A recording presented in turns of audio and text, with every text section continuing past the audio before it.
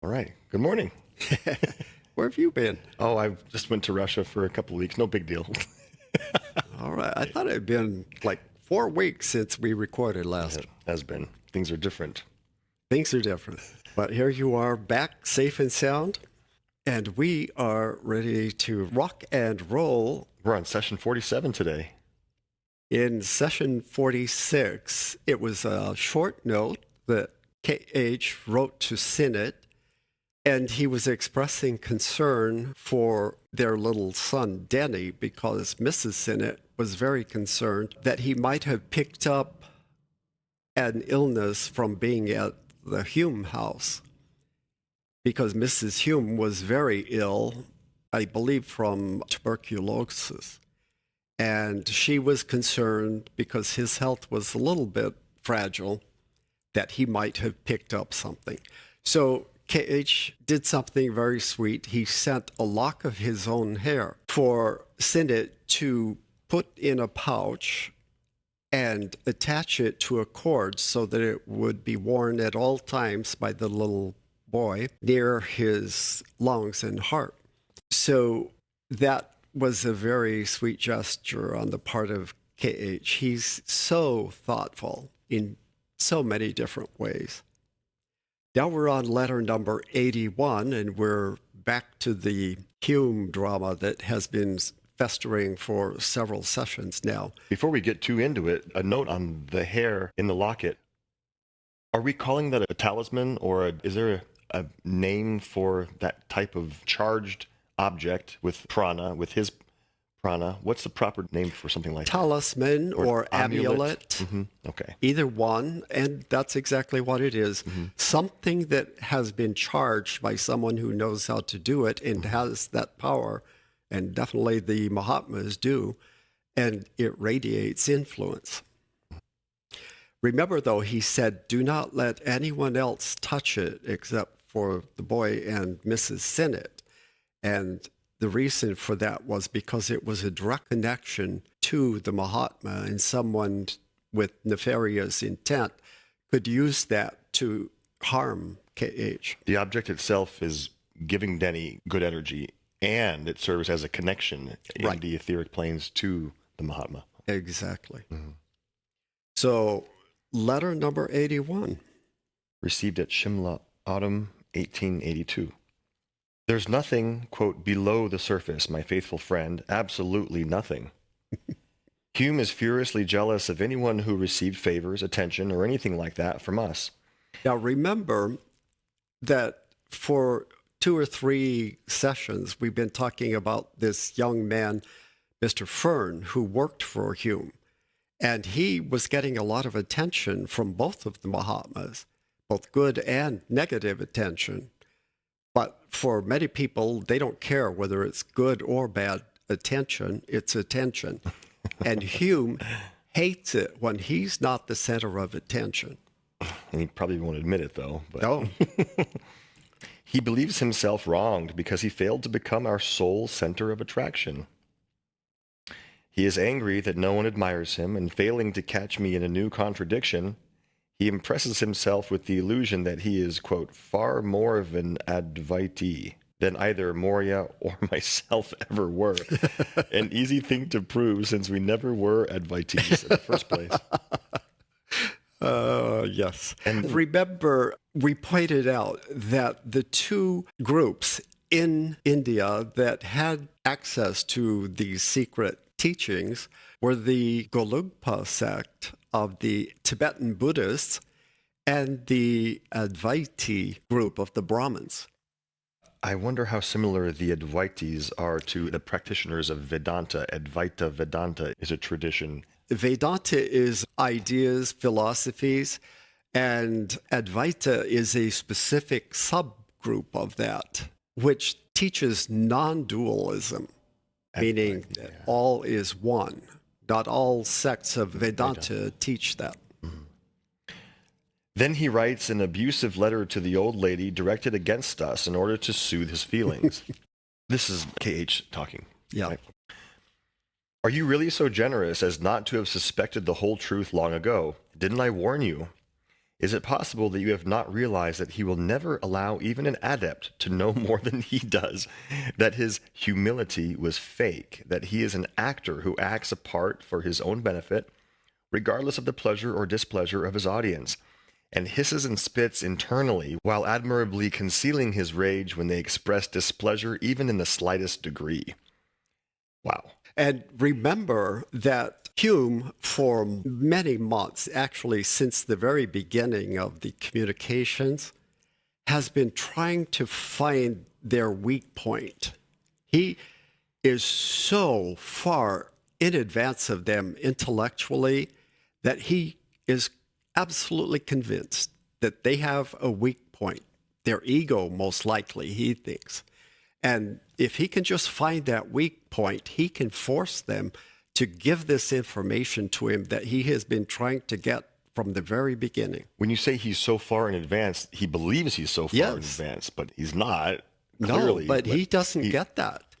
He cannot imagine that any Asian ever would be more advanced than him, the pinnacle of civilization in the entire world. But he acknowledges that they have knowledge that he doesn't have. Exactly, so and that is the crux. These unwashed fakirs practicing out in the outback of India and Tibet have some kind of access to knowledge that they somehow stumbled onto, and they won't share it with me. I'm going to make them share it. Somehow stumbled onto.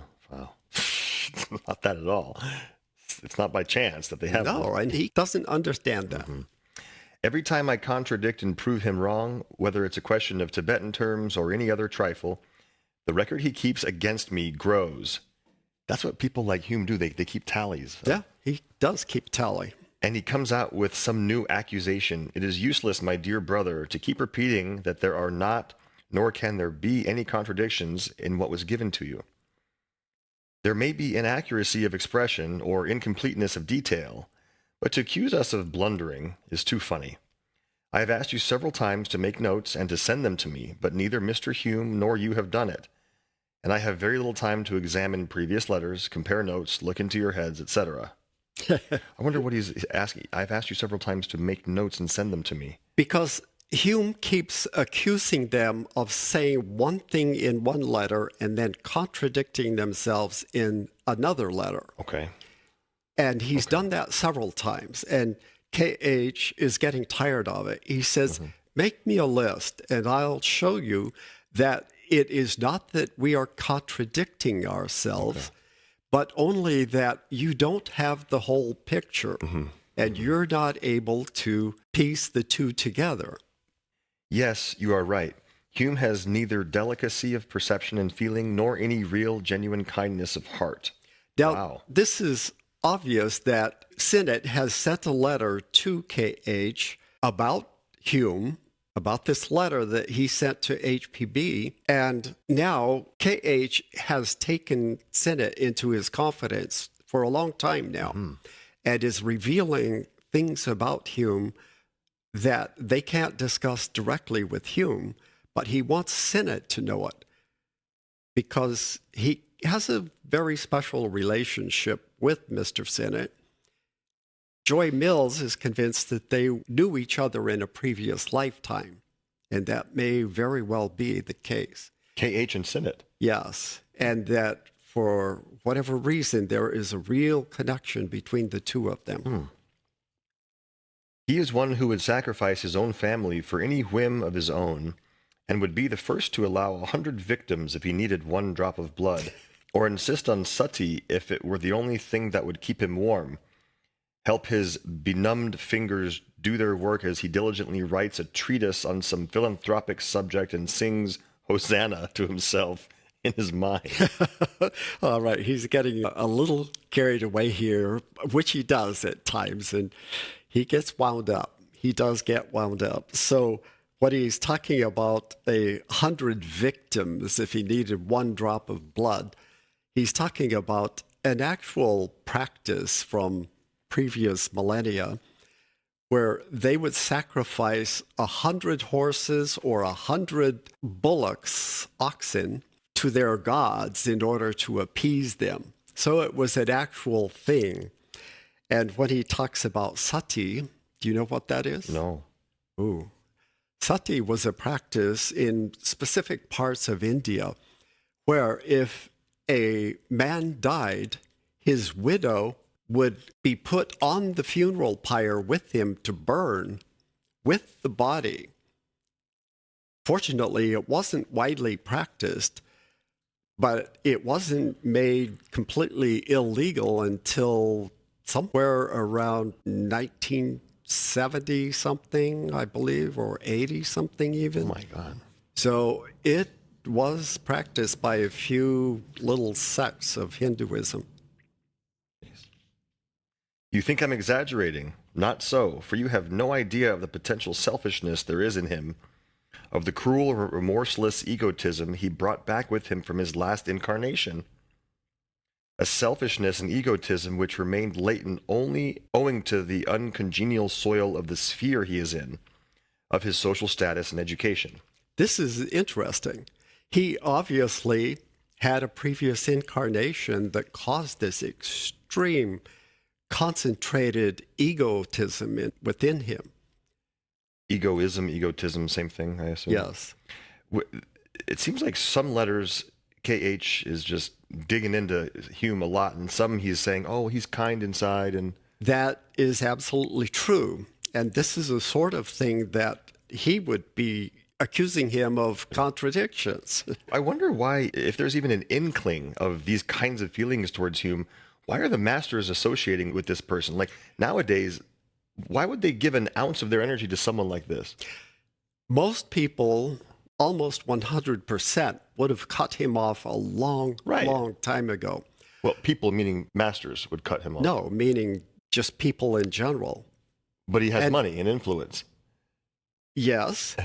And the Maha Chohan keeps telling them to do this, not to cut him off. Really? Let's keep going and let's see if we can figure out the conundrum here. Okay. We know. Do you believe he wrote his famous letter in the Theosophist simply for the reason he gives you? To help avoid the inevitable fall, to save the situation, and by answering Davidson and C.C. Massey, to make the work of answering future and past contradictions easier? Not at all.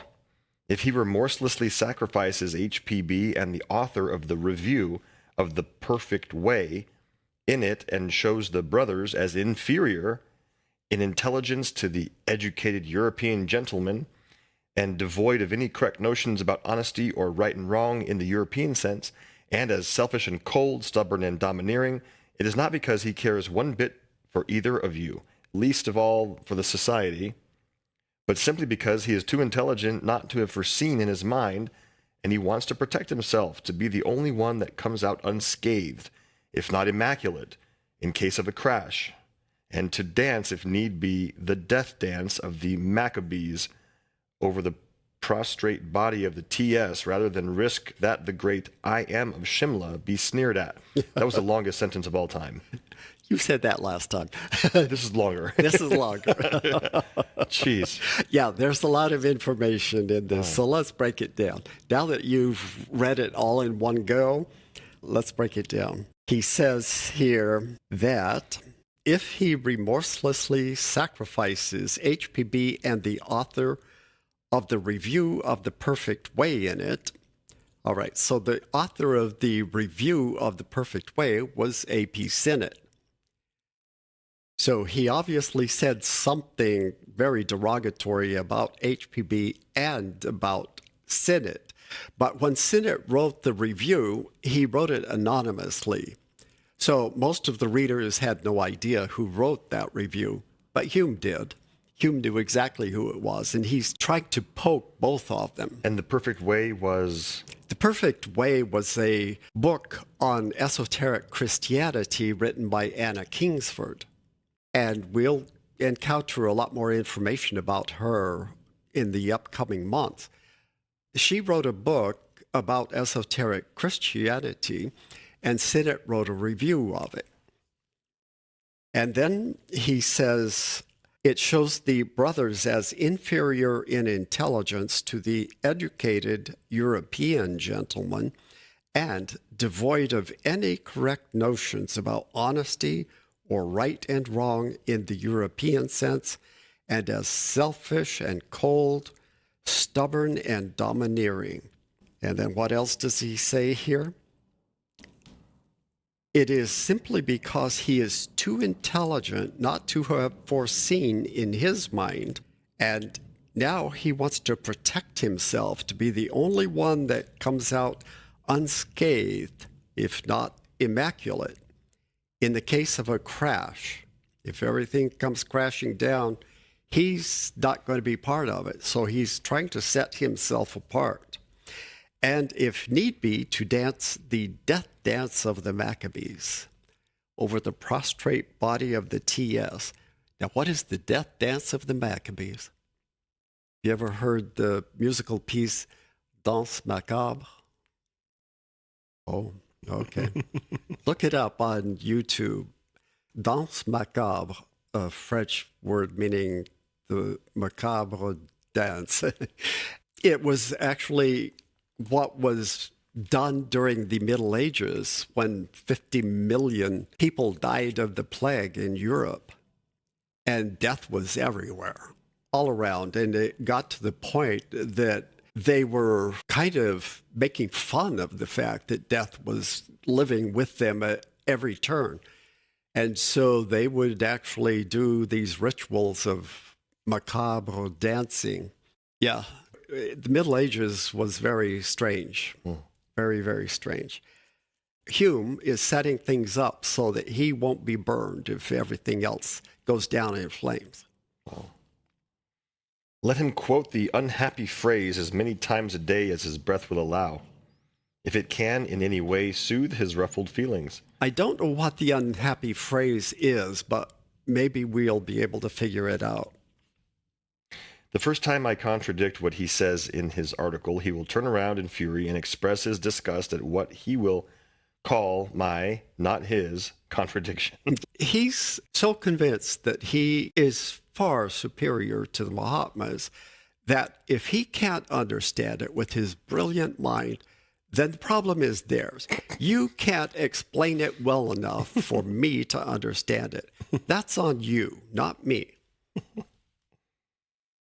I'm sorry to have to do what will appear to you to be a denunciation of him. Oh, okay, he's going to denounce him.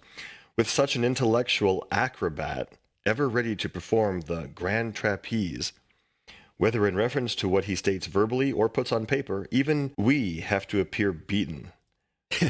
The grand trapeze is a great feat of acrobats where they let go of one trapeze and swing in midair with no support net underneath.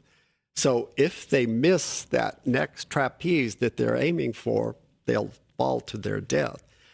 He's basically saying he's willing to do such mental gymnastics here that he will appear to be by far the superior one, who is the smartest of all.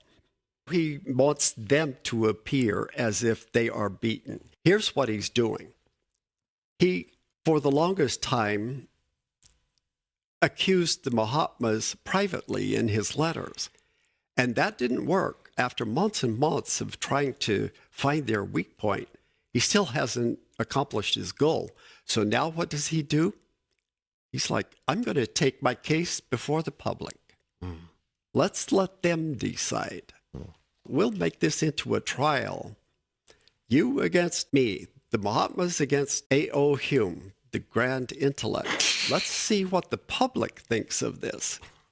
So he wants them to appear as if the Mahatmas have been subdued and are beaten. It's not a very good method to get them to divulge their secrets to him.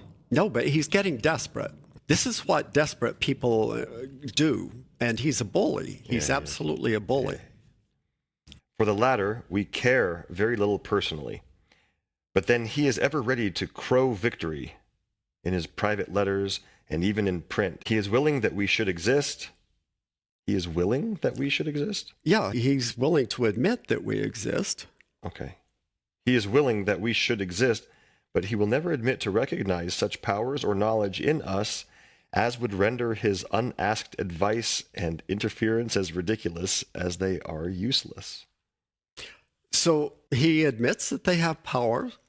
He admits that they have knowledge, and he's convinced that these powers are strictly because of knowledge that can easily be conveyed. All they have to do is share it. That's all. He clearly That's all hasn't I'm listened asking. to much of the details of what they've been teaching them about character development. All of that he has glossed over and missed completely. I had no right to suppress the offensive article, as you call it, for several reasons. Having allowed our name to be connected with the TS and ourselves dragged before the public, we have to suffer, as Olcott would put it, the penalty of our greatness. That's a great phrase. They have to suffer the penalty of their greatness. So their actual names, Kuthumi, is being publicized? Kuthumi and Moria? Their actual names? They have been for quite some time in the Theosophist and other publications. Okay. We must permit the expression of every opinion, whether benevolent or malevolent, to feel ourselves picked to pieces one day and preached on the following, worshipped on the next, and trampled in the mud on the fourth. Reason number 2, the Chohan has so ordained it. Yeah. And with him, this means fresh developments, unexpected results, and danger, I am afraid. So once again, the Chohan said, no, publish it. Let's let him have his way, and let's see what happens with it. The 2 names that you find heading the signatures of the 12 chelas who protest belong to the confidential chelas of the Chohan himself. Wow. So wait a minute. What's happening here? 12 chelas? Yeah, what the heck is all this? Let's keep going. Okay. So there are 2 confidential chelas, but then there are some more also that signed something. So the Chohan has pupils himself that he deals directly with. Mm-hmm. That's cool. Yeah. In this direction, there is no more hope for Mr. Hume. Consummatum est. And that, of course, is the phrase that Jesus supposedly said just before he died on the cross. It is done. It is finished. So it's quite often quoted in works of literature, consummatum est. He has gone too far, and I will never again have the opportunity of pronouncing his name before our venerable chief. Wow. As to proving whether we do or do not know more of the mysteries of nature than your men of science and your theologians will remain with you, and those you select to help you in the important task to determine. So it may well be that Hume goes off and is done with them, and then it will be up to Sinnett and whoever is willing to work with him at HPB to carry on. Now, what the heck is all of this about? Let's find out. These are some things that were published shortly after this happened.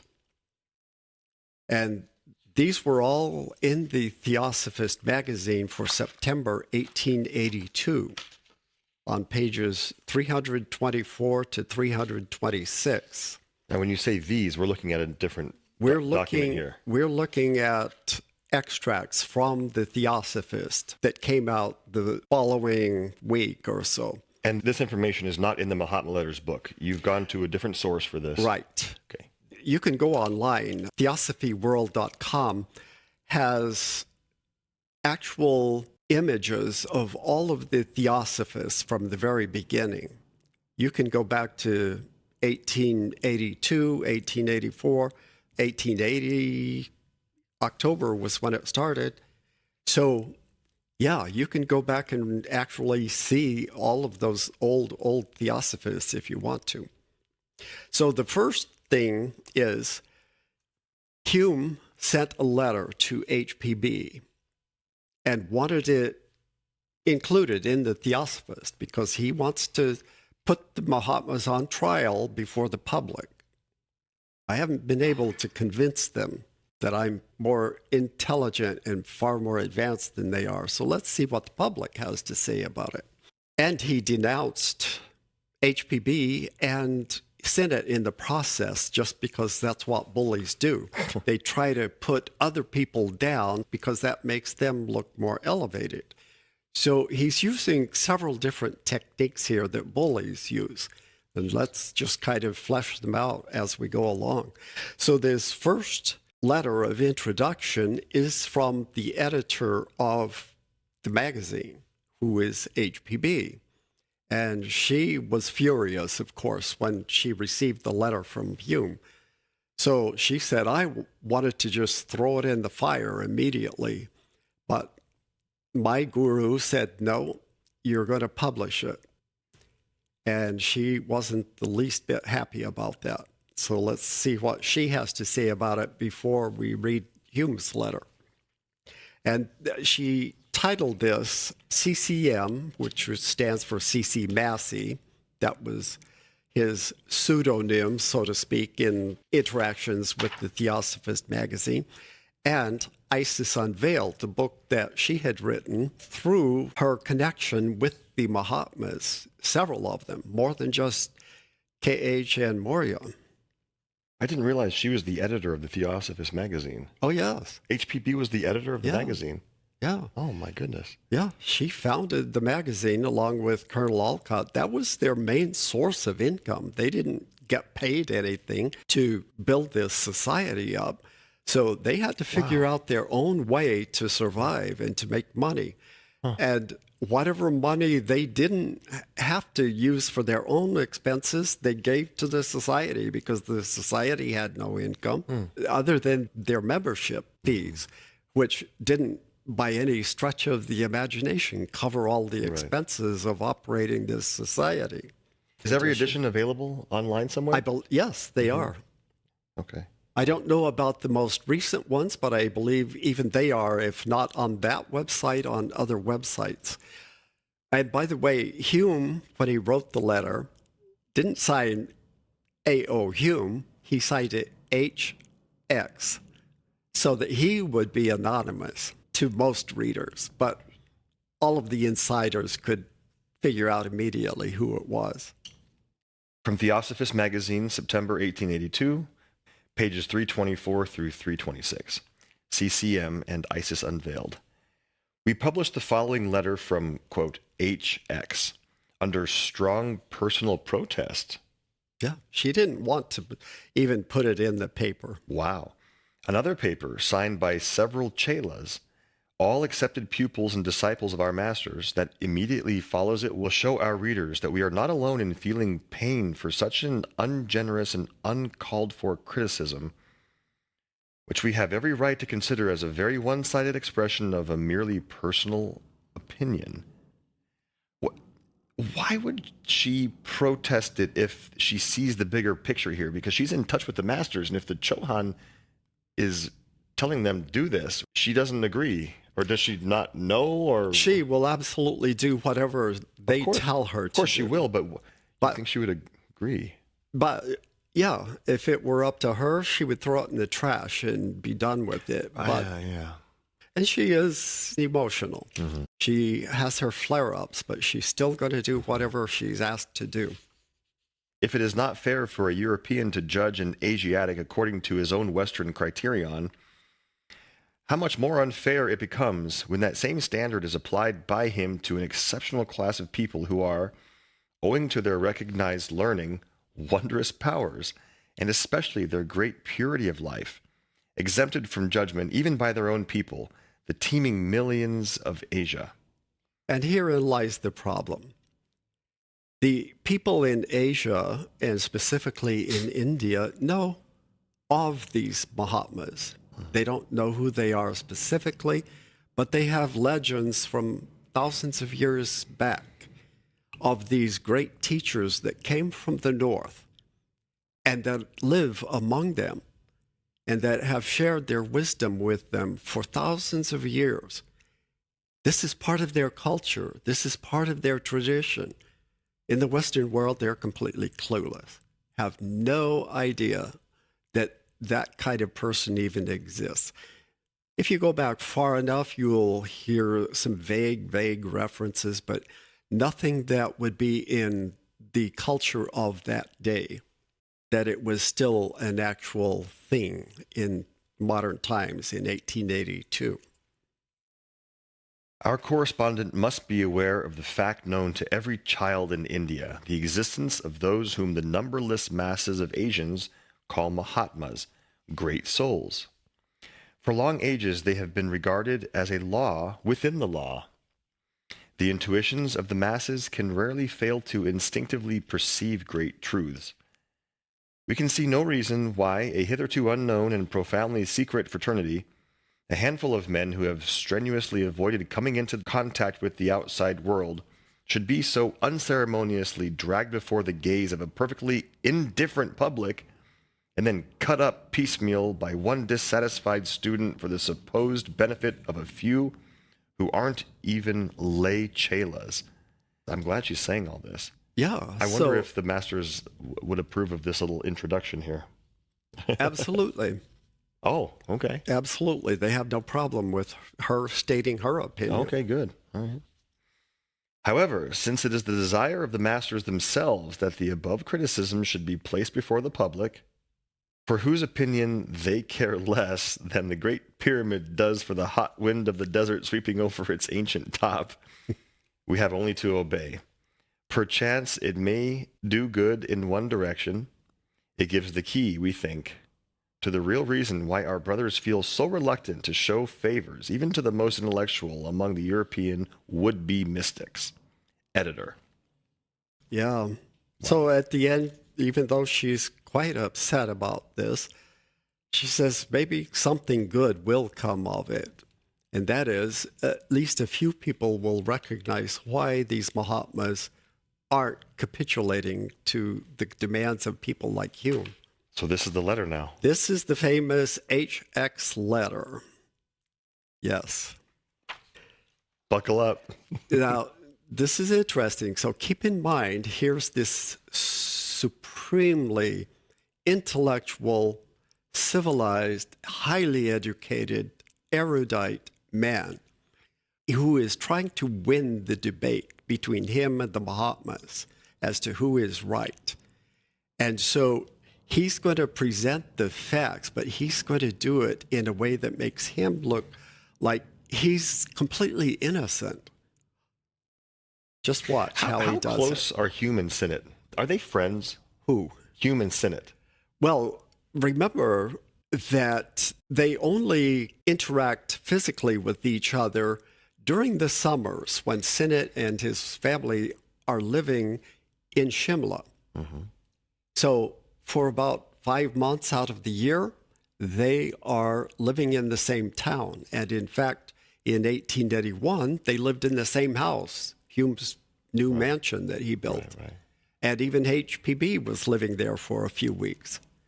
So they are acquaintances, friends at one point, but now this friendship is falling apart quickly. Sinnett must have changed all of his... He must is. Be pulling back. He's still kind of torn between them because he's a European too. He sympathizes with Hume in some ways, but he's a little more insightful as far as understanding the reasoning of the Mahatmas.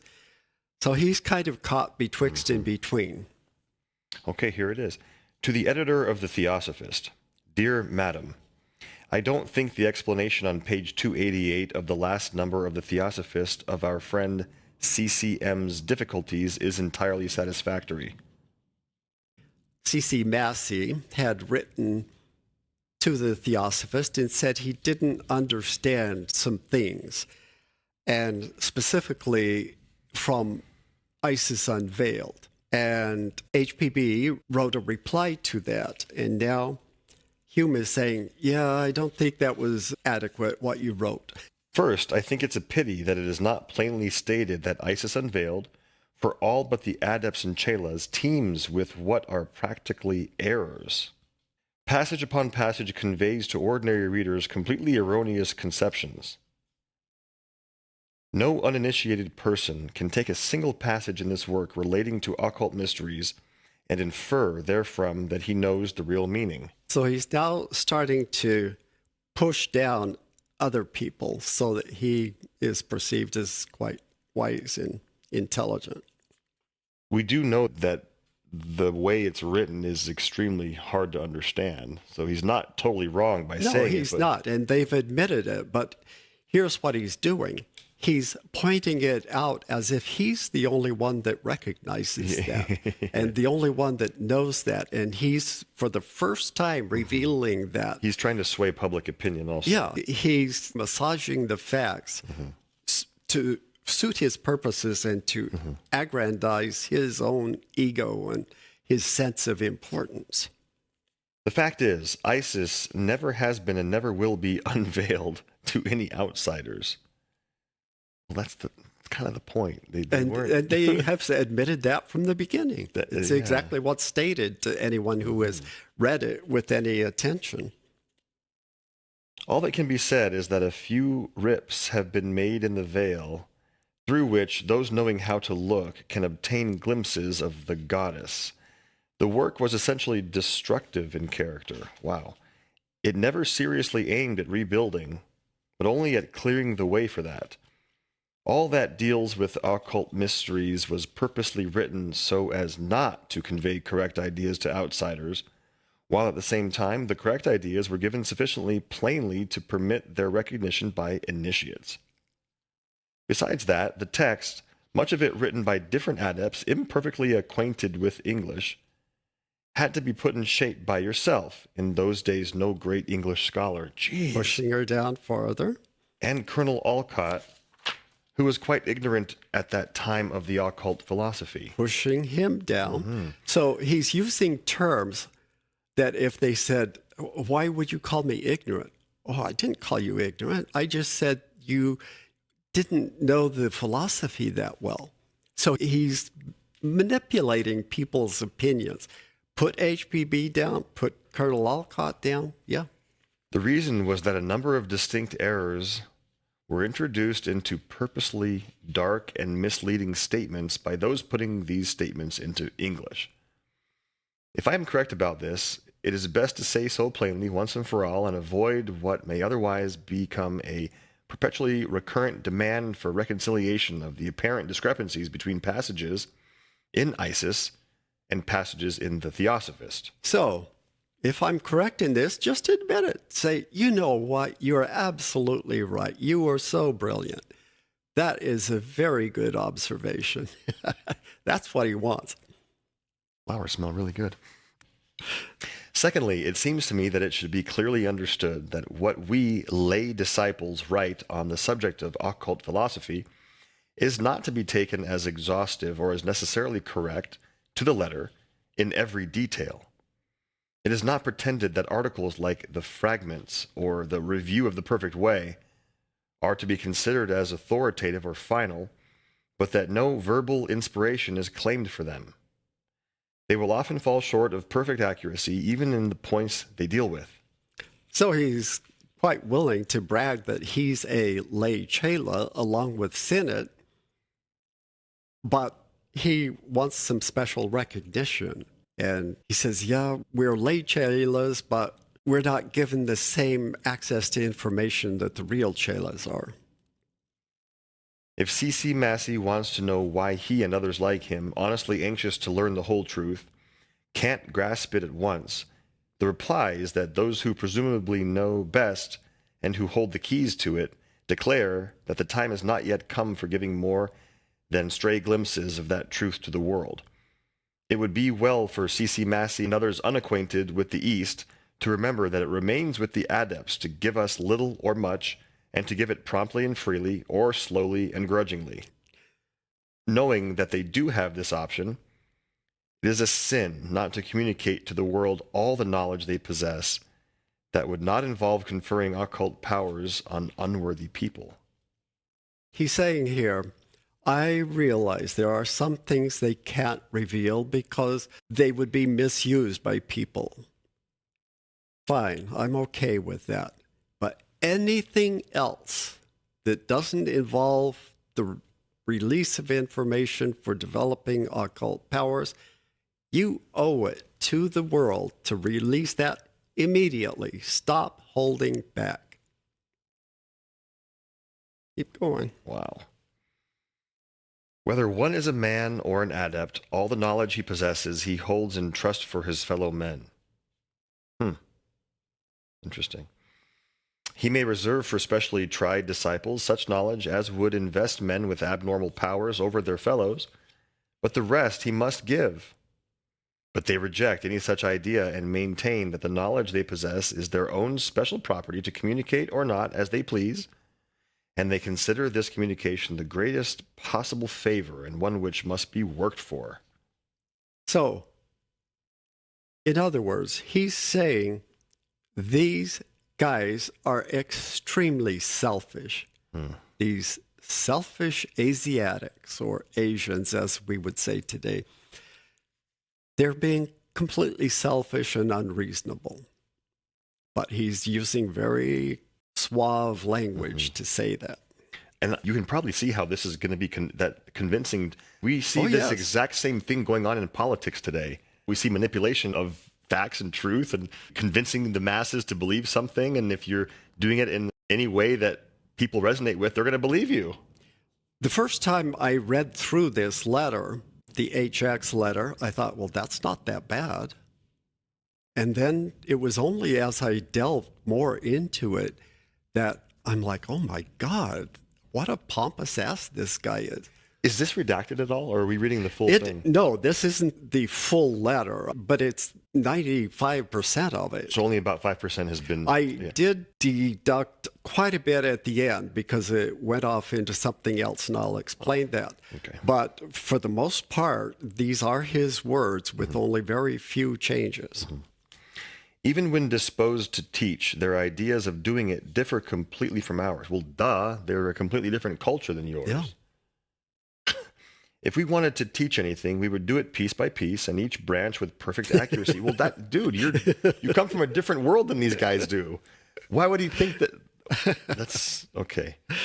Perfect accuracy. Sorry, Mr. Hume. They, on the contrary, seem to care nothing about complete accuracy. Oh, yeah. Let's put them down a little further. Let's trample them in the mud. All they seem to want is to convey a sort of general concept of the outline. They don't seem to want anyone not bound to them by obligations, making them practically their slaves to learn even the philosophy thoroughly. So I wonder what he would say that they want, though. Like if someone were to ask him, yo, so Mr. Hume, what do you think these Mahatmas want then? What's their goal? What are they trying to do or accomplish? You can't reason with this guy. You really can't, because he is intent on winning every single argument. No one is smarter than I am. Wow. Why they put up with him so long, I don't know myself, but they have their reasons. They seem to think that disseminating some general concepts and condescending to share a few stray scraps of information is sufficient for us, and now and then put out feeble sketches of their views on this or that point.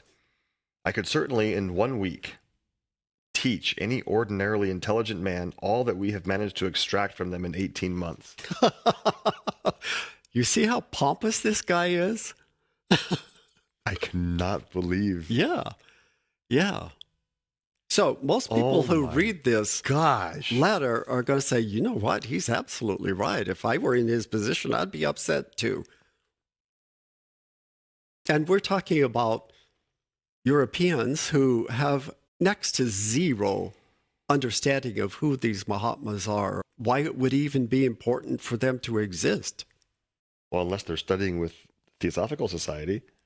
Right. And they would no one else would. And so if someone stumbled onto the magazine and read it, he's absolutely right. I'd be upset too.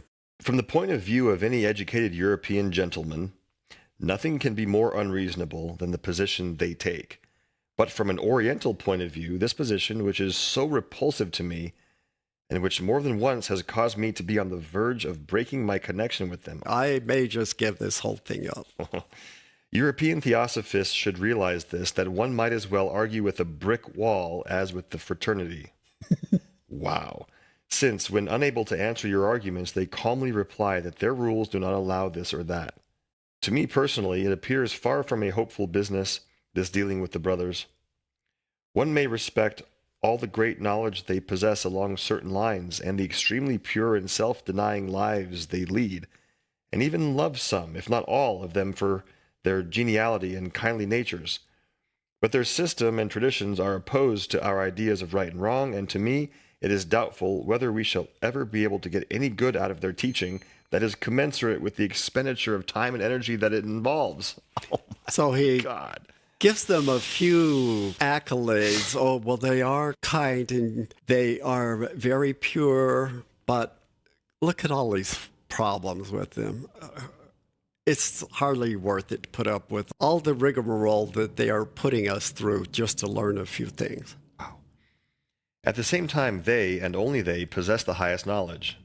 So he admits that. Well, he's probably being sarcastic, isn't he? No, that is true. That's what he's after, is their knowledge. They are not to be reasoned with nor persuaded. That's right, Hume. According to our European views, they are neither just nor generous. Yeah, they're selfish.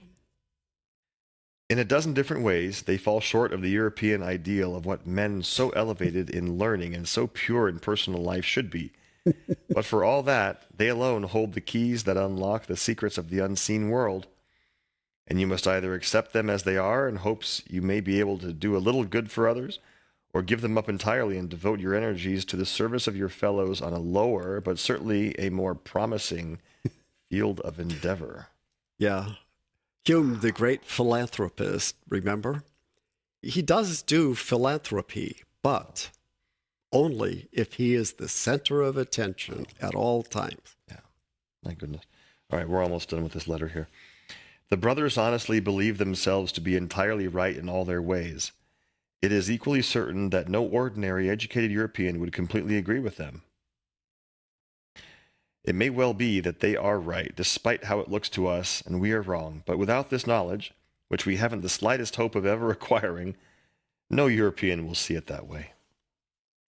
We have three options before us. 1, accept the brothers as they are, make the best of the situation, and accept gratefully such small crumbs as fall from our master's tables, and admit that there is no possibility of any explanation wholly satisfactory to our European minds, which they perhaps would tell us are warped and lacking morals. And they are. Or 2, give up on the brothers and their painfully doled out glimpses of the hidden higher knowledge, but work in the practical groove indicated by them.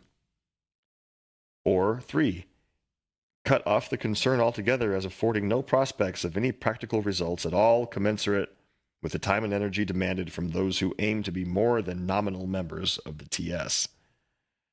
Wow. For the present, I prefer the first alternative. Well, that's good at least. But I think every theosophist should clearly realize that these are the only 3 courses available to him, and should adopt one or the other of them. Yours obediently, HX. Now, before he ended the letter, he addressed a portion to the 2 individuals, CCM and this Davidson, who was a secretary to A.O. Hume. Both of them had written questions that he didn't think were properly answered by HPB. So he proceeded from his own knowledge that he had gained from the Mahatmas to answer both of these people, and he did it quite well. So he kind of, in a sense, defeated the entire purpose of the letter. If he could answer those questions that well from what he had learned, that seems to me a pretty good feat. But he didn't think so. And then he says, yours obediently. I don't think he was very obedient. Not at all. Now we have something from the chelas. Let's see what the chelas have to say. And here's an interesting thing. The letter that Hume, as HX, wrote to HPB was sent from Shimla to Bombay by the regular post. Before it even arrived, the chelas had written their letter, and it was received at Bombay before the letter from HX. They already knew what was in the letter. I wonder if Hume knows that. wouldn't care even if he did know.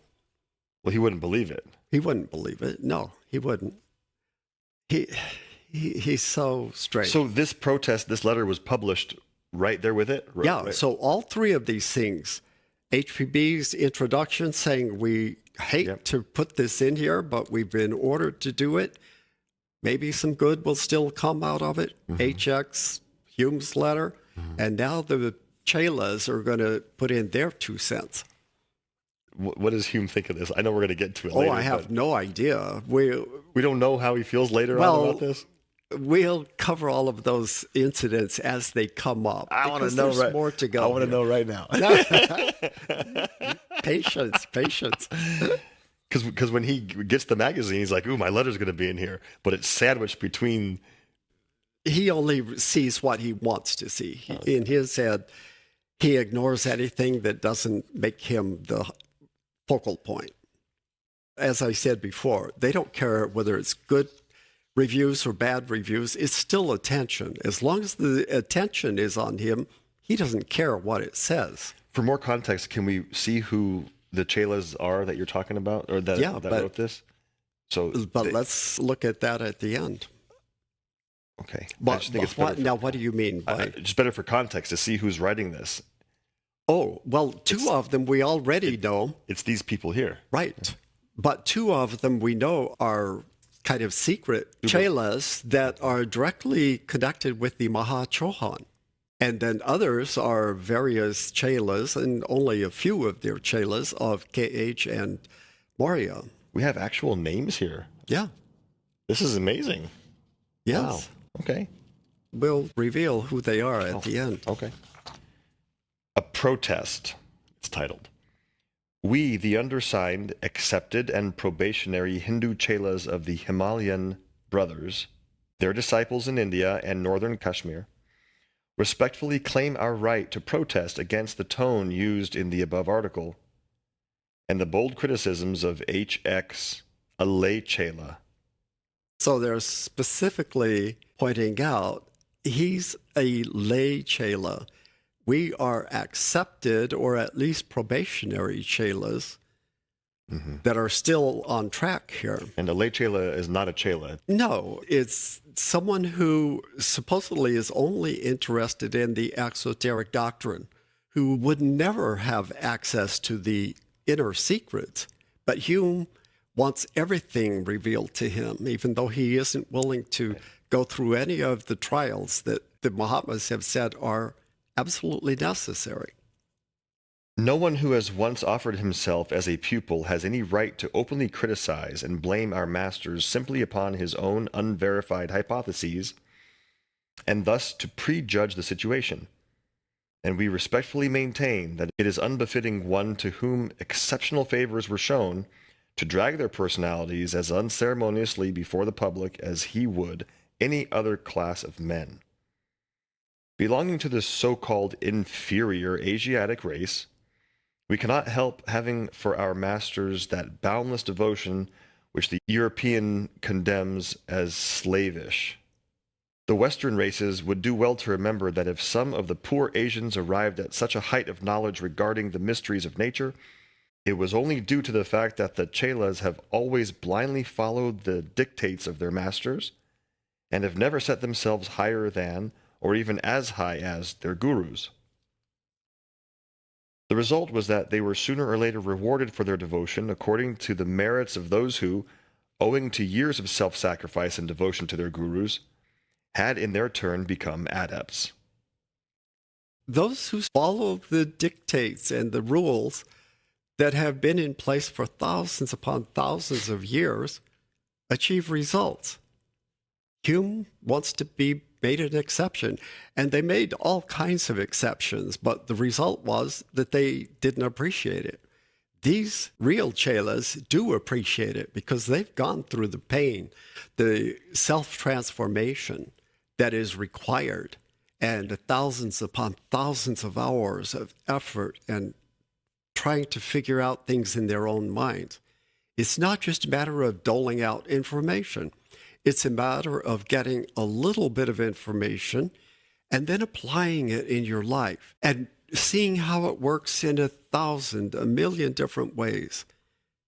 And then you're ready for the next little bit of information. Because only then can you truly understand it. It's when you That's put it the only in practice and use it and see the results of it. It isn't in the lecture room. Right. It's in the lab where Yeah. you figure things out. And the lab is life. Look how long it takes us to figure these things out on our own. I guess we would figure it out on our own if we had to. It's basically trial and error or survival of the fittest kind of situation. But How slow is that? to have these advanced individuals who are willing to share slowly and with the right people, if they dumped all of the information in the world, look at all the trolls and what they would do with it. Hume is a troll. This is what happens when they try to share this special information. This is called throwing your pearls before swine. That's in the Bible. This is what happens when you do that. Look at Hume. He's the perfect example of throwing pearls before swine. We think our blessed masters ought to be the best judges of how to impart instruction. Most of us have seen and known them personally, while two of the undersigned live with the venerated Mahatmas, and therefore know how much of their powers is used for the good and well-being of humanity. If, for reasons of their own, our gurus abstain from communicating to the world all the knowledge they possess, it is no reason why lay chelas, who still know so little about them, should call it a sin and give themselves the right to reproach them, telling them publicly what they imagine to be their duty. Yeah, they're going to tell the Mahatmas how they ought to do things. Nor does the fact that they are, quote, educated European gentlemen alter the case. Our learned brother who complains of receiving, he says, our learned brother, I mean, he's Educated, yes. who complains of receiving so little from our masters, seems to lose sight of the fact that Europeans, no less than natives, ought to feel thankful for even such crumbs of knowledge as they may get. However clever from a literary and intellectual standpoint HX may be, he must not be surprised that, seeing past the cleverness, we natives discern above all an imperious spirit of domineering, utterly foreign to our own natures. We are painfully aware of the complete absence in the letter of any grateful acknowledgement, even for the little he confessed he has received. They were very gentle in this protest. Yes, they are. They could have And been a lot more harsh. this stands out. Oh, yeah. No one else has mentioned this. We are painfully aware of the complete absence in his letter of any grateful acknowledgement, even for the little he confesses he has received. He's actually received a lot of information. Does he express any thankfulness for that? It just shows Not one his bit. ego because he believes it's not worth entitlement. it. I'm entitled to this. To Give more. me the damned information. More than what you gave me isn't even worth my gratitude, is what. So stop being so damn selfish. Yeah. So who signed it? Deva Muni, that I've never heard of except in this letter, Paramahamsa Shubtung, and these, we'll show it on screen, but their signatures also had a series of dots, sort of like the ones that Moria uses. Moria uses 3 dots when he signs his name, and these use even more than that. The first one used a series that would make 2 triangles. The second one, 3 triangles. The third one, T Subarao, 3 triangles. This is an indication of specific initiations that they have passed. Wow. And I don't know the key to it, but obviously the ones who have more of these triangles are more highly elevated than others. So these Or 3, not, because if Moria probably has so many that he only uses 3 for fun, I guess. I don't know. But these are most likely actual indications of their status. Moria is far above any of these. We have Darbagiri Nath. We've heard that name before.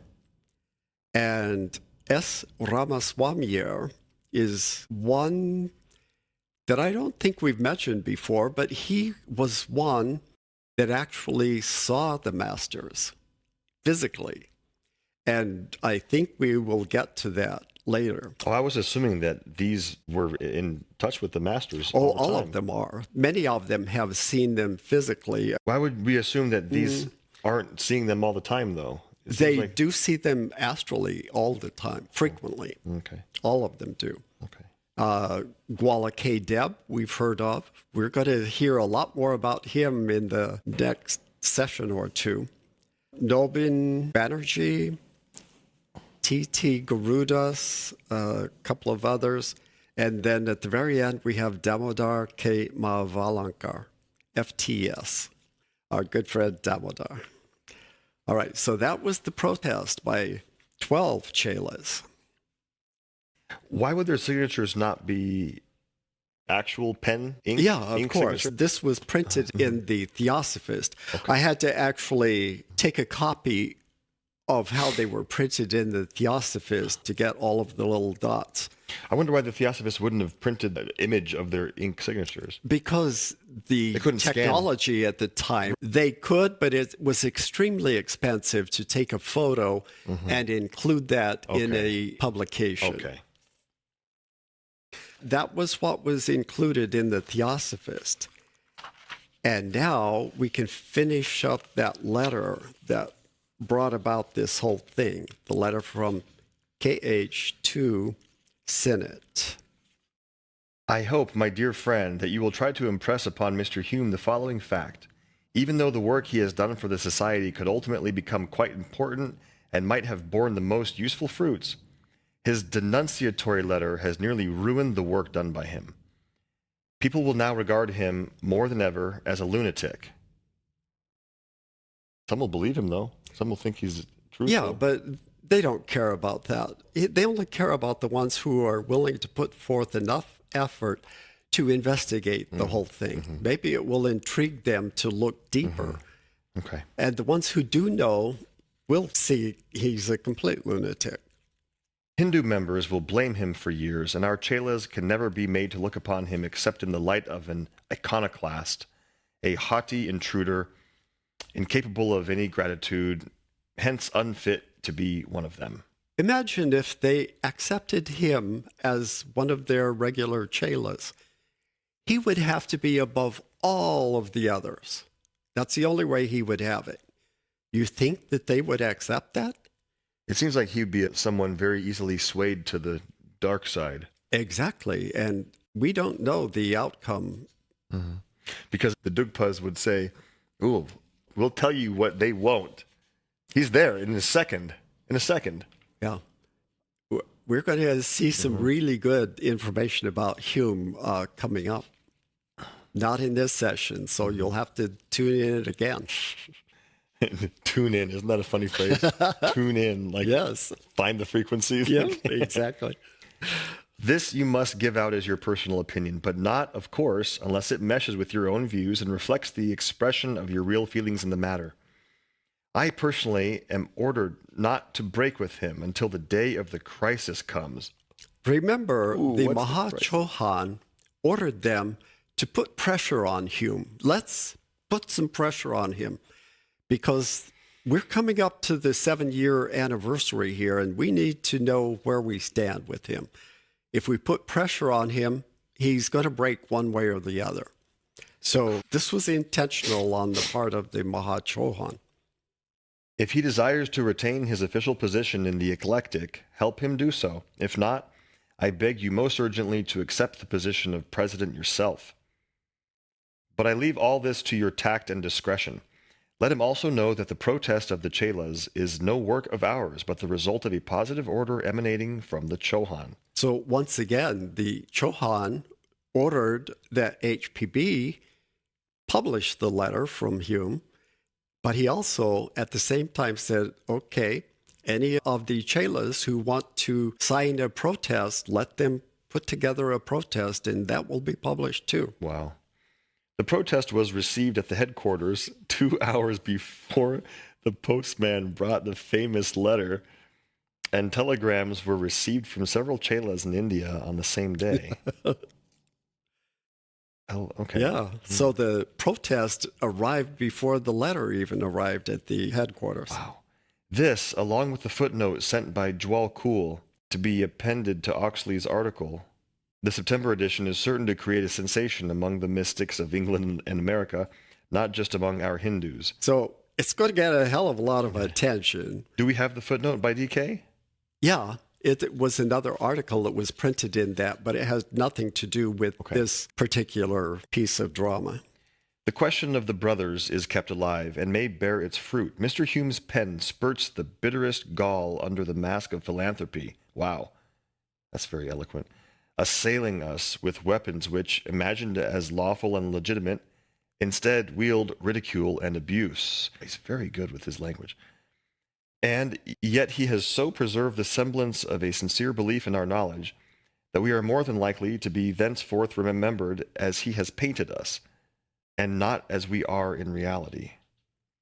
What I once said of him, I maintain. He may outwardly, sometimes sincerely forgive, but he can never forget. He is that which Samuel Johnson admired, a good hater. Wow. Samuel Johnson was a well-known writer in England in previous years, and he once wrote that he loved a good hater. So that phrase caught on. Oh, my friend, with all your faults and your rather too lively past, how immeasurably higher you stand in our sight than our great I Am, with all his high, splendid mental capacity and outwardly pathetic nature, concealing the inward absence of anything like a real feeling and heart. There's a hidden little thing in here that I hadn't caught in previous readings of the Mahatma Letters. Oh, my friend, with all your faults and your rather too lively past, how immeasurably higher you stand than our great I Am. Hume, who thinks he is the great I Am. You're rather too lively past. That sounds like Sinnett had kind of a lively past. Yeah. Olcott did too. Olcott was known as quite a ladies' man to the point that I think that's what caused him to be divorced by his wife. He had two sons. They were teenagers, I believe, at this time. And he loved his family dearly. He stayed in touch with his ex-wife, and they were good friends, but he obviously wasn't the greatest of husbands. Interesting. Sinnett, as far as I know, was a great husband, and he dearly loved his wife. But it appears he may have had a lively past before he was married, and that could have been when he was the editor of the newspaper in Hong Kong. Hong Kong, wow. So who knows? Speculation, but... Not to derail too much, but do we know anything about their descendants? Since they have kids, do we know where they are? Yes. Hume only had one daughter, and she married Ross Scott, who we've heard about before. Whether or not they had any children, I don't know. But that was the only child he had. Sinnett only had one child, Denny, and we'll learn about him. He was a very sad individual. So in later years, we'll find out more about that. What about Olcott? Did he have kids? Olcott had at least the two boys. I think those are the only two I know of, but I don't know what happened to them. It'd be interesting if there were some descendants. Yeah, maybe now we can trace them. You think the TS would have done that, if there are any? Not that I've ever seen. Yeah. Moria wants me to tell you that he refuses most decidedly to take any precaution of the nature you suggest. And I don't know what that is. Okay. Something that Sinnett had suggested. He despises Hume thoroughly. Wow. Yet in case of any real danger, would be the first to protect him for the trouble and work given by him to the TS. Wow, that's not attachment. They are not invested in retribution. Right. At all. Right. At all. Unconditional love is the only thing that they feel for people. They feel compassion, they feel love, but anger, retribution, they might have a moment of anger, but that is gone. The only thing that survives is their love and compassion. He says that in case he comes to know of his ridiculous blunder, he will be ready to prove to others the existence of occult powers, but he will not leave him a leg to stand on. Meaning Moria won't leave Hume a leg to stand on. He'll let him stab himself if that's what it comes to. So he will protect him, but he's not going to stand up for him. His punishment must be allowed to be complete, or else it'll have no effect on him, and he will only retaliate on innocent victims. Wow. And that means his karma. He is going to have his own karma from this, and whatever it is, he's going to have to deal with. Hume has shown us to the world as dishonest and lying before he had a single undeniable proof that we were that, and thought he was justified in his denunciation by even an appearance, a semblance of dishonesty. If Hume chooses tomorrow to represent us as murderers, Moria will try to raise a Maya to make the words good and then destroy it and show him a calumniator. He's saying if Hume claims that we're murderers, Moria is going to actually help him and create some kind of an illusion that would justify him. And then when he publishes it, he's going to destroy the whole thing. I am afraid he is right from the standpoint of our rules and customs. They are anti-European, I confess. With the exception of the telegram, Moria never wrote Fern but one letter. The 5 or 6 other letters in his handwriting emanated from the Dugpa, who has charge of Fern. Whoa, that's a clue.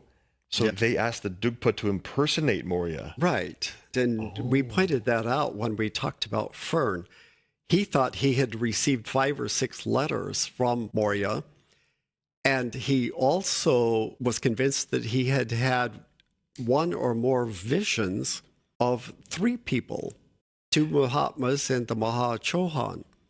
Was the Dugpa trying to impersonate Moria, though, or just sending letters? Yes, he was absolutely. Okay. So both the visions and the letters were fake. Okay. And Fern couldn't figure that out. He hopes that you will not spoil his work and that you will ever remain a loyal and true friend to him, as he will be one to you. Fern will never repeat any experiment a la napkin for the simple reason that he will be trusted with no more letters.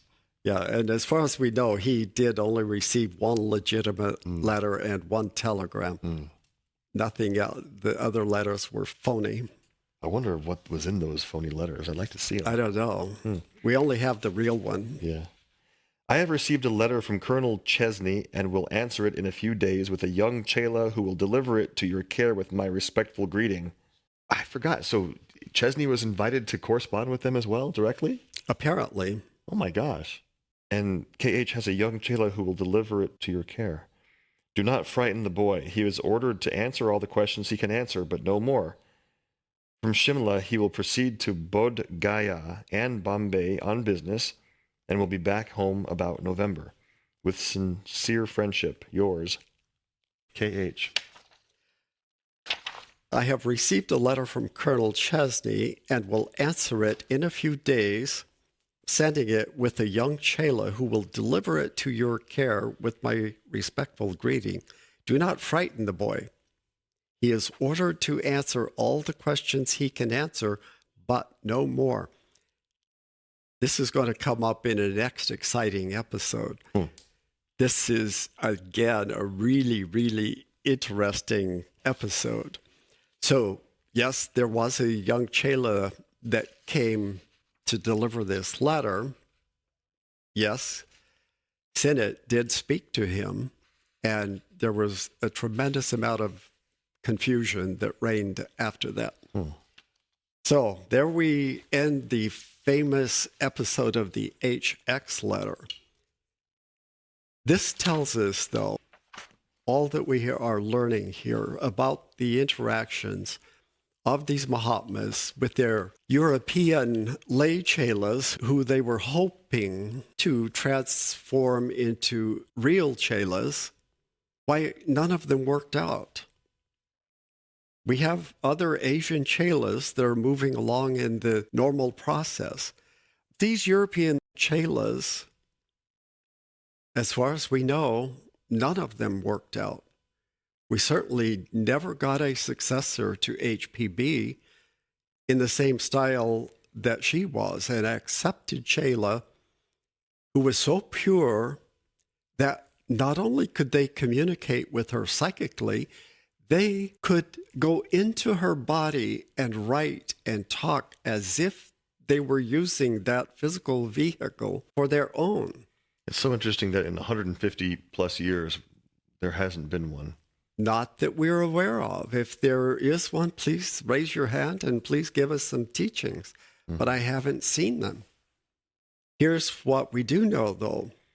Many of these chelas who failed are either back in incarnation now or will be before long. And many of them have determined that they're going to make it. If it isn't in this lifetime, then in the next or the next. So remember HPB's poem, for those who fail, there are other lifetimes in which success may come. And once you've got the bug, you're hooked. Once you drink the Kool-Aid, you can't undrink it. No. So even if you fail 1,000 times, never, ever give up. Just get back on your horse and keep going. Their bardo period would be relatively short. Well, they are clearly farther along on the path.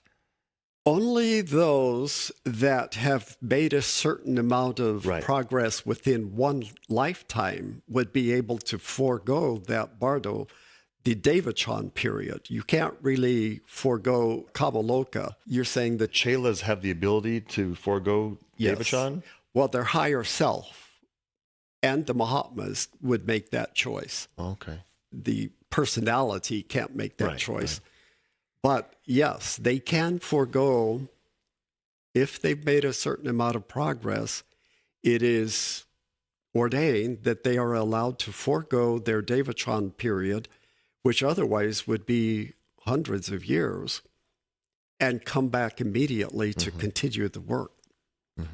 Wow. It is already a sacrifice because the devachan period is pure bliss. And it's rest. And could last for 1,000 years. So, yeah, another exciting episode. And another exciting episode will be coming up in number 48. So we hope you will tune in again next time for our exciting episode number 48. Thank you for watching. Thank you.